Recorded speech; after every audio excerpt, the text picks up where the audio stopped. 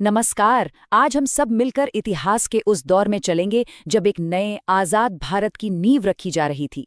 ये कहानी है हमारे संविधान के बनने की, जो सिर्फ एक कानून की किताब नहीं बल्कि हमारे देश की आत्मा का, हमारे राष्ट्र का एक पूरा का पूरा ब्लूप्रिंट है।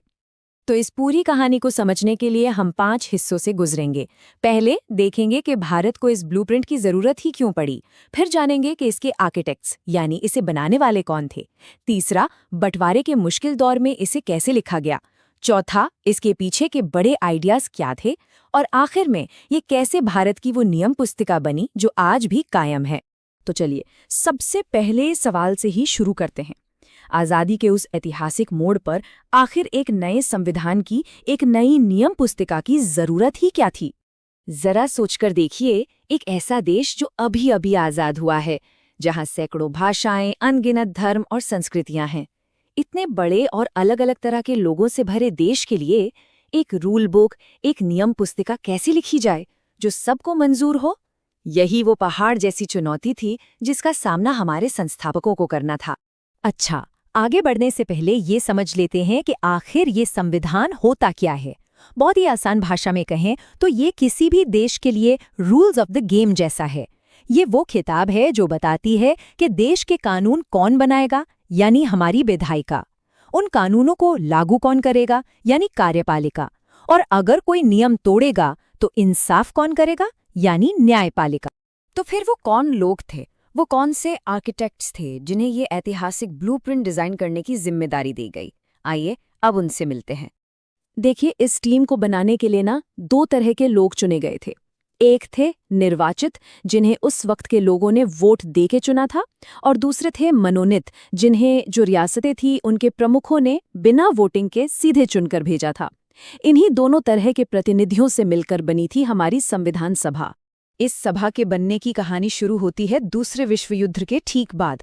ब्रिटेन में सरकार बदली और नए प्रधानमंत्री क्लेमेंट एटली ने भारत की आज़ादी की प्रक्रिया को आगे बढ़ाया। उन्होंने अपने 3 मंत्रियों का एक ग्रुप भारत भेजा, जिसे हम कैबिनेट मिशन के नाम से जानते हैं।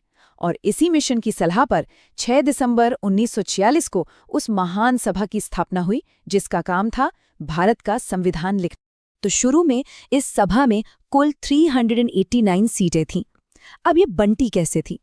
तो देखिए, इसमें से जो बड़ा हिस्सा था, करीब 296 सीटें, वो ब्रिटिश भारत के प्रांतों से थीं जहां चुनाव हुए थे। और बाकी की 93 सीटें देशी रियासतों के लिए थीं, जहां से सदस्य मनोनीत होकर आए थे। अब इतने बड़े काम को सही दिशा देने के लिए एक दमदार लीडरशिप की जरूरत तो थी ही। तो डॉक्टर राजेंद्र प्रसाद को सभा का स्थायी अध्यक्ष चुना गया, और साथ ही BN राव, जो उस समय के माने हुए कानून के जानकार थे, उन्हें संवैधानिक सलाहकार बनाया गया, ताकि पूरी प्रक्रिया सही रास्ते पर चलती रहे। ये जो ब्लूप्रिंट लिखने का काम था, ये कोई शांत माहौल में नहीं हो रहा था। ये उस दौर में हुआ जब देश इतिहास की सबसे बड़ी उथल-पुथल यानी बंटवारे के दर्द से गुजर रहा था। इस सफर के कुछ बहुत जरूरी पड़ाव थे। 9 दिसंबर 1946 को पहली मीटिंग हुई। ठीक 4 दिन बाद 13 दिसंबर को जवाहरलाल नेहरू ने वो ऐतिहासिक उद्देश्य प्रस्ताव पेश किया, जिसने एक तरह से हमारे संविधान की आत्मा तय कर दी। फिर 29 अगस्त 1947 को ड्राफ्टिंग कमेटी बनी, जिसका काम था असली लिखाई करना। और सालों के मेहनत के बाद 26 नवंबर 1949 को हमारा संविधान अपना लिया गया, और 26 जनवरी 1950 को इसे पूरी तरह से लागू कर दिया गया। जैसा कि हम बात कर रहे थे, ये सब देश के बंटवारे के बीच हो रहा था, और इसका सीधा असर संविधान सभा पर भी पड़ा।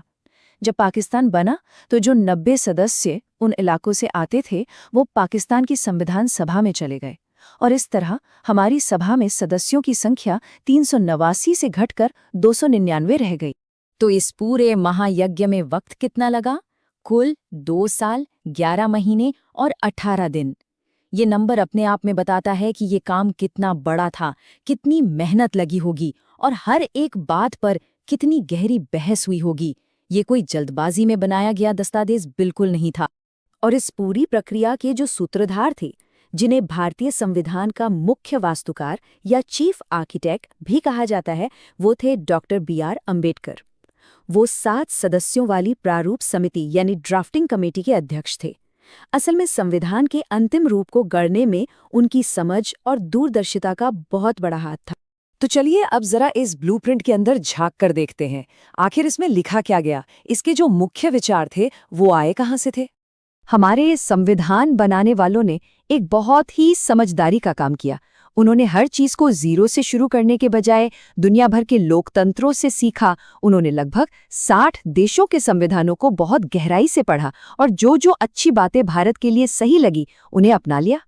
जैसे कि नागरिकों को मिलने वाले मौलिक अधिकारों का जो आइडिया है वो अमेरिका से लिया गया। सरकार का जो संसदीय सिस्टम है वो ब्रिटेन से प्रेरित है और सामाजिक न्याय के लिए जो नीति निदेशक तत्व हैं उनकी प्रेरणा आयरलैंड से मिली।